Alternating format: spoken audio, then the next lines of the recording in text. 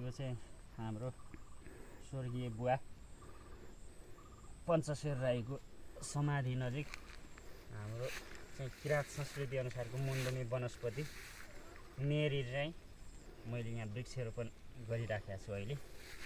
आज चाहिँ किराँत सांस्कृतिक वन चाहिँ मुन्डुमी सांस्कृतिक वनस्पति वृक्षारोपण गर्ने कार्यक्रम पनि उद्घाटन भएको थियो र अहिले चाहिँ म यहाँ बुवाको समाधि नजिक चाहिँ यहाँ मुन्डुमी वनस्पति मेरी चाहिँ रोपिराखेको छु, वृक्षारोपण गरिराखेको छु।